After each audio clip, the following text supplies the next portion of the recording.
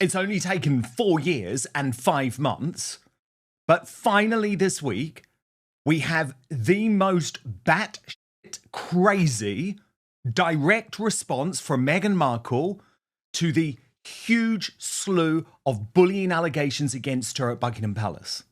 Now, the mainstream media isn't realizing the significance of this statement. Now, focusing on her birthday, we will obviously talk about that too. But trust me, what she is saying is so deceitful, so duplicitous, so full of lies, it finally exposes this woman for who she really is. The long-running accusations that Meghan Markle bullied palace staff have once again returned to the spotlight. These claims first emerged back in 2021, when reports alleged that the Duchess of Sussex created a toxic work environment for aides at Kensington Palace. Because Meghan Markle is now saying that there was a plot against her, that members of the royal family like Prince William and Catherine, the Princess of Wales, alongside their staff members like Jason Knauf, were conspiring with some of the most credible broadsheet journalists in the United Kingdom to try and bring her down with lies, with bullying lies. It is honestly explosive. P. Dinah is with me too, and we are going to get into all of this. And I found it so fascinating, actually, that she did decide to overshadow her own birthday with the release of this statement. But of course, nothing says I'm turning 44 and I'm really desperate than going to a favourite Kardashian restaurant and making sure there's a really big plug just so you get all the food free. Blowing out the candles on a beautiful 24 hours and thanking my husband, friends and family for making it so special.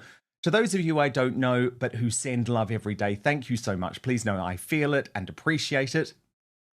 And just to get a little foodie on you, this dinner last night at Funke LA with the culinary mastery of Evan Funke and his team is in the top 5 meals of my life. Extraordinary. Thank you for a standout dining experience. Now, I want to take a closer look at the nose. By the way, I'm no expert, but the Royal News Network asking, was Meghan Markle's birthday present to herself a nose job? The lighting isn't great, but the tip of her nose definitely looks different. Wow, no wonder she disappeared for the last month. Had to hide and recover, I guess. We'll have to wait for better pictures to confirm. You be the judge on that one. But what I think is by far the most significant story of this birthday is that Meghan decided to use it to hit back via the New York Post, a Rupert Murdoch tabloid, but by far her favorite sort of the tabloid publications in the US newspapers that she does regularly work with. And I mean, well, I've just got to get into it. They ran this headline based on the interview with Valentine Lowe of The Times that we also played you last week. Why Meghan Markle's fragile employees waited years to accuse her of bullying. Now, we'll see what Valentine Lowe had to say in just one moment. And trust me, I know journalists very well. I was part of this mainstream media thing in the United Kingdom for 20 years. Valentine Lowe doesn't go into anything with an agenda. He's not someone like me who brings his own opinion and analysis. He simply looks at the facts. The Times is a newspaper of record and he reports them. And of course, the facts that people like me had been reporting for many years is that Meghan was a bully, that Meghan had bullied staff behind the scenes at within the palaces, that Meghan had even bullied her own sister-in-law, Catherine, the Princess of Wales, and her own niece, Princess Charlotte. But for some reason, this interview with Valentine Lowe, which we covered here on Outspoken at the weekend, has made Meghan decide, to finally go public via a spokesperson. But trust me, these are her words. The only time bullying allegations had ever come up before, she left it to Schilling's lawyers to respond for her. Never a spokesperson, never anything from her own words. But Meghan is at a different stage of her life, and she now wants to describe Lowe's reporting as, quote, harmful gossip. She said that he continues to desperately recycle false, offensive, and long discredited allegations in an apparent bid to sell books and resuscitate relevance. Meghan went on, these claims, rooted in anonymous, unverifiable sources, form part of a broader and deeply troubling agenda that seeks to dehumanize a woman who has consistently stood up for fairness, dignity, and truth. The Duchess has faced years of unfounded attacks masked as journalism in a never-ending smear campaign, beginning only once she was affiliated with the institution. Meghan remains undeterred by the noise and firmly focused on her family and work. Wow. Yes, it is a mic drop statement, but it also shows you that Meghan Markle, if you didn't trust me on this before, is living in a fantasy world. She has allowed her own lies to multiply and to build up that she actually has no idea of the truth, even if it would come and hit her in the face. Because to suggest that there was some type of smear campaign here is utterly ludicrous, given that it would mean that the smear campaign would also have been continued by The Hollywood Reporter, by Vanity Fair, by The Daily Beast, by Newsweek, by staff members also working for Archewell in California. And what I found particularly disgusting, and remember, she knows this, she thinks you're stupid, she thinks we're stupid, is that when she spoke about the fact that these claims are rooted in anonymous and unverifiable sources, what she is doing is completely neglecting to tell us that they have to be legally. If any member of the Sussex Survivors Club, and trust me, there are many of them, want to speak out publicly, they face jail. And that is because if you go and work for the royal family in the United Kingdom, you sign the Official Secrets Act. So what I have been saying for a number of years, and what I will say again today, Meghan, you need to waive all of these contracts. You need to allow these staff members to speak out if you're so confident in terms of what you're saying. If you're so confident that there is some type of deeply troubling agenda that was just seeking to dehumanize them, dehumanize you. Let these people speak. You claimed that you were silenced within the royal family. Stop silencing these people. Let the public judge. And why don't you go and sue Valentine Lowe? Why don't you go and sue Jason Knauf? Because at that point, the evidence would be able to be presented in a British court of law. You will never do that, Meghan Markle, because you know the facts on the ground are not in your favour. So as I say, this is quite astonishing. Yes, there's a lot of other royal news around, and of course we'll be talking about it all. But to me, this is a landmark moment showing, P. Dina, that Meghan Markle is now so delusional that she believes that there is some type of deep state campaign against her and that she was never a bully, even though there are now so many bullying claims, so many claims of psychiatric abuse, so many claims of staff members going into therapy on both sides of the Atlantic, that what she's saying is actually completely nonsensical. Yeah, absolutely. Megan has done a lot of things to show us who she is. And all we have to do is look to Megan's own actions to understand the kind of person she is. And so anything that she says about what other people are doing towards her will never stand up to what people believe as the truth, because we can see how Megan acts. We can see the choices and the things that she has done that have given us, the evidence that we need to know the kind of person that she is. I mean, all you have to do is look at the fact that her own father is someone that she doesn't speak to. And this is a man that gave her everything. So if you're going to treat your father, the one who gave you the whole world, who treated you like a princess, if you're going to treat that person very poorly, then what makes people think that you wouldn't do it to people that you're paying? It makes no sense that she thinks that people are going to believe the things that she is trying to say about, this being a smear campaign. Megan has definitely shown us who she is.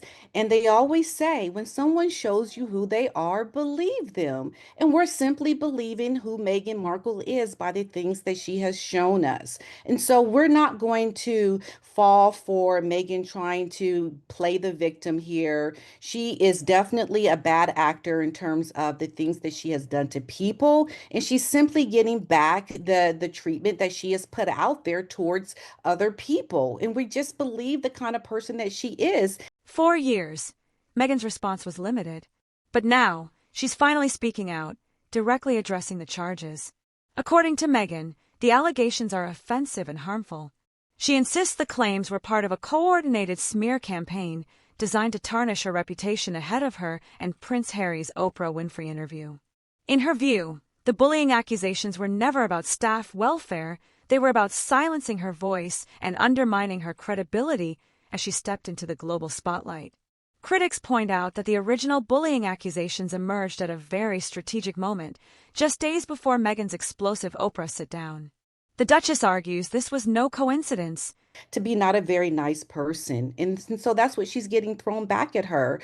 And you know, at this point, Dan, her reputation is so in the mud that she's just trying to dig herself out of it and trying to make up these false claims that will never go anywhere with people in terms of believing it. I mean, she is desperate. It shows you how much she is in a panic right now because people are really calling her out and she can't get out of it. We already know the kind of person she is.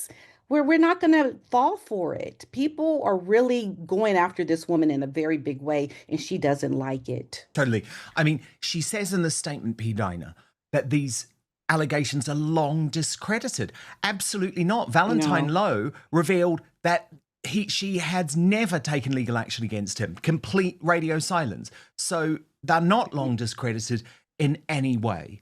And this idea that there's an agenda seeking to dehumanize her and the fact that she has stood up for fairness, dignity, and the truth is utterly delusional. She covers up the truth because if she had any care about the truth, she would let her staff members speak out. And again, I know there's lots of Americans who in the past would have maybe thought that Meghan Markle was the victim of bullying or even racism within the British royal family. But what I've seen over the past 2 years is holy shit. No. These staff members are also talking to the Hollywood Reporter and describing her as a dictator, duchess in high heels. Holy shit, Vanity Fair is also reporting how many staff members, including Americans, have ended up in psychiatric treatment. It's like this is a story which has moved on so significantly, and the fact that Meghan is sticking to her guns but actually coming out firing so much harder is quite astonishing. But P. Dinah, what I want to show you... Sorry, you come in. Okay. No, I was just going to say, I mean, think about it. If we have allegations of her bullying staff over in the UK, and then we have the same thing happening over in America, that right there is not an orchestrated smear campaign. That is simply people coming out and telling what happened to them, especially when they're on two different continents, okay? This woman cannot even put up a defense against the things that have happened to her in the UK and over in America. Right? Like it doesn't even make sense that anyone would be orchestrating something, you know, across the pond around this woman. She's done this to herself. They were on her side. I mean, these publications were literally acting as propagandists for her for some time. But look, I want to show you the key portion of the interview with Valentine Lowe, which has led to this extraordinary outburst from Meghan Markle. This was in conversation with Kinsey Schofield. We did produce an in-depth video looking at his allegations, which is available on the Outspoken YouTube channel from this Sunday if you do want to go further in depth. But here are the main elements, P. Dinah. For both that Times piece and your book, were they nervous? Were they frightened? Certainly for the Times piece, people were very nervous. I mean, I had to make quite complicated arrangements to talk to some people, and there was a strong element of nervousness and worry, and they were still, some of them were still in a very fragile state. I mean, and this is extraordinary because it was 2.5 years later. It was 2.5 years after that memo was written, and they'd left the employ of the royal family, and they still were in a psychologically delicate state as a result of what happened to them at that time. And a lot of these people, when they signed these agreements, which means maybe not some of the people that talk to you, but some of the people that leave, they tend to be asked to sign agreements that say they won't say anything about working in the royal household. Is that true? Absolutely. And so there are many people have asked me this before, and we've discussed this before, but I think it's worth mentioning because I know people will ask this again. Even if their NDAs were lifted, a lot of these people don't want to become the face of this drama. They don't want to be. They don't want to be doing the interview circuits. They have no desire to put themselves out there. So in case they ever were given permission to talk publicly, you have told me previously you doubt that they would. Is that correct? Absolutely. I think they are happy leading their new lives, doing whatever new job it is they do. And they don't want the media on their doorstep. They don't want to have this kind of target on them. And certainly at the time I was writing that story, they were very worried about what Meghan would do to them. About they viewed her capacity for revenge as infinite. I mean, P. Diner, capacity for Wow. revenge as infinite. But again, I think it's really important to see who we're talking about with Valentine Lowe, okay? Because he isn't me, he isn't Lady Colin Campbell, he isn't Piers Morgan. This is a very quiet, studious, traditional British broadsheet newspaper reporter who doesn't want to make the story about himself, who doesn't have any of the bombast of people like me who did report this story, but then actually started to take a view on it. And that's why I find it astonishing that Meghan Markle has just totally gone for this man. I mean, he's retired now. He has about a 5-decade storied career, and she is trying to destroy all of that. Yeah, I mean, doesn't it just give you the insight you need to know what Megan is going through right now? She's desperate to really hide these stories and to portray something completely different because her career depends on it. Her career depends on these things not coming out and taking heed very strongly across the globe because she's trying to do world domination. She's trying to get around and have a brand and empire that's supposed to do very well. And if she has these stories coming out, it really is going to be very harmful to her future, her money making potential. And so she's coming out guns blazing, trying to shoot down all these allegations. But I think it's just too strong to go away because, like I said, they're over in the UK, in the States, and she's just trying to do damage control right now. And it's insulting that she would try to come out and go against this journalist in a way that she's doing it because he has a very deep reputation for doing very thorough work and people believe the things that he writes about. I mean, he's been doing this for many years and the things that he reports on are very believable. And you can't win in court. You can't do anything that is going to make this man take back or to take it away essentially because it's very well vetted and Megan knows it. And this is why she's freaking out over all of this. And hey, I think it also speaks to the relationship with her and Harry right now, because Harry is probably giving her a lot of backlash because he sees that his whole brand has gone down with Meghan's, and he's part of that. And he is probably giving her a lot of flack over it as well. So I think she sees it coming from all sides and she doesn't know what to do. She's just lashing out because she's in a panic right now over people really talking about things that she herself knows to be true. And she doesn't know how to deal with it. And I tell you, if this man is not being sued, hey, we're believing it. People are believing these stories.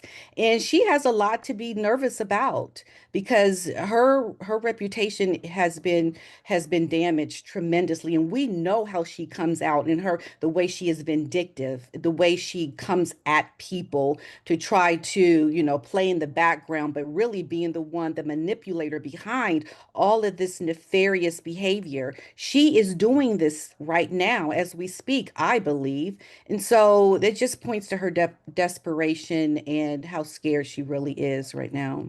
Oh, absolutely. Absolutely. The Royal News Network has done some really interesting analysis on this. Let me just take you through it, P. Diner. They write, Meghan Markle's losing the plot big time over Valentine Lowe as he reiterates the damage her alleged bullying tactics as a royal cost her former staff. Her spokesperson's response is both unhinged and filled with outright lies. Let's dissect it. It begins with Meghan's spokesperson saying that Lowe is blasting harmful gossip. This is false. If it was gossip without a shred of proof, Meghan would have sued him. Instead, Meghan's team sent the Times 2 legal letters, one long and one short, which were very feisty, very strong, but nothing happened. Despite Harry and Meghan trying to solve many of their problems through the legal system, if they didn't pursue it here, there must have been some validity to it. Describing it as a deliberate attempt by palace insiders to shift public sympathy and discredit her before she could tell her side of the story. Buckingham Palace did launch an internal investigation into Meghan's alleged behavior toward staff. The findings were never fully released to the public, fueling speculation that the institution may have wanted to avoid further embarrassment, whether that embarrassment belonged to Meghan or the monarchy itself. This lack of transparency has allowed both Meghan's defenders and her critics to claim victory. Meghan's latest statement has sparked fresh debate. Supporters say she's right, and that the bullying narrative was always weaponized against her. Critics argue her denial is another example of never taking responsibility for mistakes. It goes on to say, Lowe continues to desperately recycle false, offensive and long discredited allegations in an apparent bid to sell books and resuscitate relevance. Meghan's PR team is committing two logical fallacies here. The first is the straw man argument. The allegations are not false, offensive and long discredited, but ones that have resurfaced again and again. It's part of an established pattern of behaviour that has been reported endlessly, including most notably by The Hollywood Reporter in September 2024. Also, again, Meghan didn't sue and has never been fully cleared against the bullying allegations except in her own delusional fantasies. The second is an ad hominem attack against Lowe as a journalist. Meghan's PR team claims he's just trying to sell books and resuscitate relevance. Having interviewed Lowe myself, he comes across as a measured and cautious journalist who is disinterested in the royal ruckus and is not an attention seeker. He's a reporter who tries to avoid bias. This is a threat to Meghan as she can't sway him, hence why she had her team attack his credentials and character instead of the veracity of the claims. The PR team then doubles down. These claims, rooted in anonymous, unverifiable sources, form part of a broader and deeply troubling agenda that seeks to dehumanize a woman who has consistently stood up for fairness, dignity, and truth. Meghan has always had her team push narratives to the point of absurdity, and that's what's happening here as well.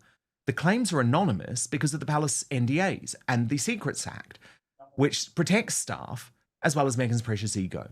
The sources are also not unverified, as there was an investigation and the conclusions were kept confidential by the palace, likely to avoid Meghan Markle's retaliatory tendencies against staff and because they failed to protect the staff from the alleged boss from hell. Mm-hmm. There is no broad and deeply troubling agenda that seeks to dehumanize a woman. The public is just wise to Meghan's antics. We're not stupid, we aren't fools. Meghan just can't accept that the public is not as in love with Meghan as she is with herself. While there was a time when the public was moved by the false persona, Meghan's behaviour ruined it. She's the reason the public dislikes her. If she wanted love, then perhaps she should have tried to avoid breaking apart a family, disrespecting the British people, lying and mocking the Queen, which are only some of her many offensives. The claims that Meghan in any way stands for fairness, dignity and truth is a laughable joke. If this was true, why did she throw out false allegations against her own in-laws? She's also been caught in numerous lies and half-truths over the years. Again, Meghan can only blame herself for her bad reputation. Finally, Meghan remains undeterred by the noise and firmly focused on her family and work. It's not noise to Meghan, which is why she feels a desperate need to respond. She can't stand the fact that the public doesn't indulge her, that her false persona only worked for a short period of time and that we quickly saw the real Meghan. Meghan would have been so much better off if she could recognise her own mistakes, address the flaws in her characters and grow to become a better person. She simply can't, which is why she will never reach the heights of success that she believes she's owed. There is a rather famous quote on this topic: experience that most brutal of teachers, but you learn. My God, do you learn? Meghan has a lifetime of experience at this point, but failed to learn anything from it. That is why she will always fail. I'm sure Meghan Markle pays handsomely for her PR, but attacking Valentine Lowe is not the answer. Meghan Markle's greatest problem has always been Meghan Markle. And P. Dina, it actually feels like that is the case as well when it comes to her relaunch. Because, again, so much going on in one day, which is particularly bizarre. But she decided to use her birthday to relaunch the as ever, as Lady C says, was never rosé. And she released this post on Instagram. We made so much more this time round, and yet it's still going fast. Don't miss out. And posted this video too.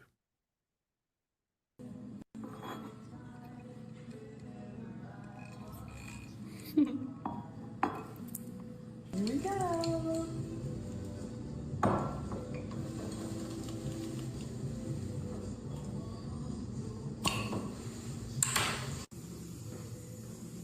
But the problem is, there's no sellout this time, with the Royal News Network also posting Meghan Markle has again shot herself in the foot.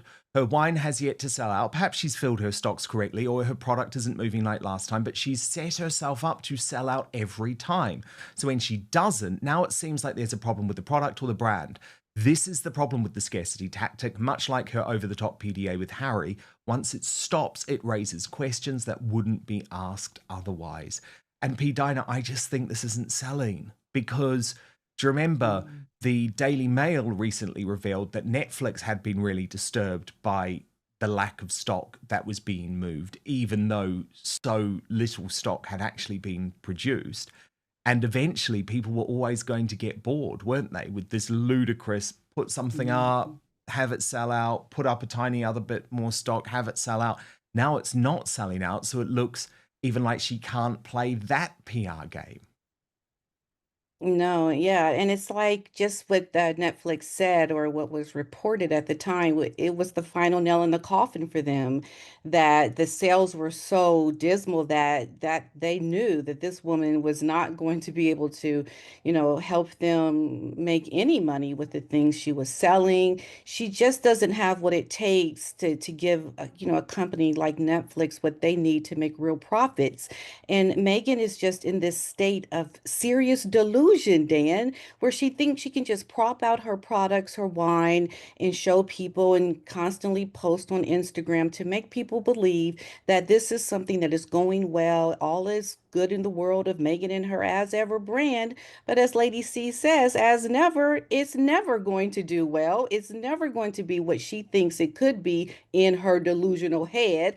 And she just needs to come to the fact that she hasn't learned anything. And like Royal News Network was saying, Meghan is her biggest problem. She doesn't take advice. She doesn't listen to what people are telling her to try to become better, to grow, to, not repeat the same mistakes over and over again. And this kind of person will never learn, never be better. And I think Netflix saw the writing on the wall that this was never going to go well with Meghan because she just wants to do what she wants to do, which is not a good thing. She will continually flop. And her wine, look, people can't afford it. The people she's trying to market to are not the supporters of Meghan. And the people I think that are the supporters of Meghan are not going to be able to afford $90 to $100 worth of, 3 bottles of wine. It's ridiculous. And she'll just keep doing what she's doing because she's insane. Okay. What do they say about insanity? You keep doing the same thing over and over again and expecting a different outcome. It's never going to be a different outcome for Meghan.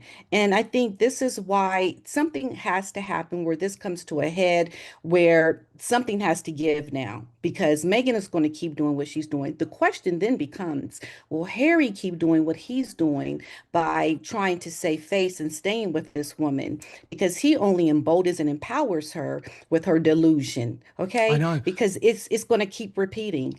Well, yeah. And like for the birthday, for example, P. Dina, we saw that none of the big celebrities who in the past had wished her happy birthday, like Beyonce, for example, I mean, the Radar Online lot put them all together. None of them were actually, releasing messages. And then look at this. The friends that did, and these are like the controlled friends that did, all seem to mention these terms like love and light as if Meghan had provided some type of script. Right. It's almost like she puts things out and she prepares people to say and do things as she plans them, because she has to curate things to make them a reality because they just don't happen on their own. Megan is someone that can't accept something for what it is. She has to paint this imaginary picture of how she wants things to be. They see this false fake character and they are so frustrated with how she tries to make herself appear one way. She's not natural. She's not easygoing. She's very uptight. She's very controlled. She's very in this idea of in her head that makes things appear one way, but we can all see the reality completely different. And I think people just don't connect with her for that reason. They don't feel like she's someone they want to be around because she has this false way about her that just makes people uneasy. And it's no wonder that a lot of people that she met since coming to California haven't reached out, haven't wished her happy birthday. I mean, where's Tyler Perry? Where's Oprah? Where's Gail? Where's Kerry Washington? Where's her one friend that's supposed to be on her show this year? Tiggy, or what's the girl's name that's married to John Legend? I think Oh, she's Chrissy not Teigen, even yeah. saying anything. Yeah, Chrissy. Like, I know. like you would think this woman would have so many more people Totally. supporting And it's her. what people Yeah. do. It's not like she doesn't want these posts because we've seen them from the three BFFs who clearly felt like, oh God, we're so scared of her. Like, so scared. Oh gosh, she wants me to say love and light, love and light. Okay, yeah. Here's Yes, your post. exactly. Read the script. Read the script. Okay, you got Exactly. your script. But the likes of Chrissy Teigen, Kerry Washington and stuff, they're not stupid enough. They're not going to put even if they have this private relationship with Meghan, they're not going to put their own professional credibility on the line. Not to mention the Exactly. fact that all of their PRs and all of their agents are saying, say nothing. Do not associate yourself with that That's woman. right. Regardless, the issue has reignited the deep divide between Sussex loyalists and royal traditionalists. Meghan's choice to address the bullying claims now suggests she understands how damaging they remain to her reputation. Whether true or not, the allegations continue to shadow her philanthropic work and media projects. By calling them offensive and harmful, she is trying to reframe herself once more as the victim of a smear, not the perpetrator of mistreatment. The bullying scandal was one of the most explosive stories to rock the Sussexes since Megxit. And now, Meghan's decision to finally hit back shows just how much the allegations still matter. Because in the world of royal reputations, silence can be costly, and denial even louder.